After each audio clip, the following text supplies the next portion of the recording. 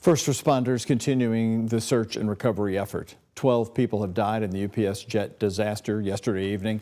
First responders are still searching for many people who have been reported missing.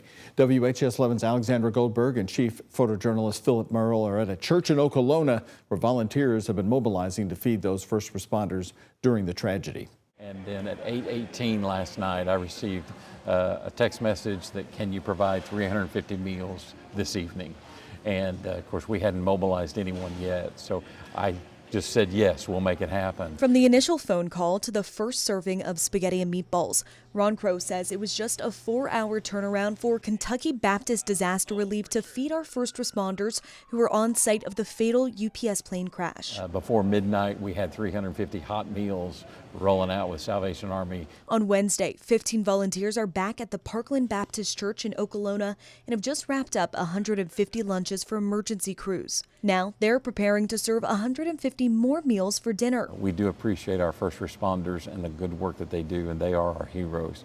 We want to come alongside and just serve them. Pastor Chris Heading is hosting the ministry at the Parkland Baptist Kitchen. It was cold last night too, so getting spaghetti and meatballs and some bread and a Christmas tree cake that everybody loves, I'm sure that was a great relief for them. He lives about 5.5 miles from the Muhammad Ali International Airport, just outside of the shelter-in-place perimeter that was active on Tuesday. But I was actually out walking in my neighborhood with my kids. They were riding their bikes, and we turned the corner, and all of a sudden we could see above the trees, and there's this huge, plume of smoke up in the air. Now, these are the volunteers hoping to help our first responders who jumped into action, as at least 9 are dead in the tragedy at the UPS World Port. So I'm sure that individual families are struggling, obviously, with the loss, but also the work family. They're hurting because they've lost friends and coworkers. Crow says here at the Parkland Baptist Church, volunteers are moving with compassion, but grieving together. There's since been an updated death toll. Now at least 12 lives have been lost.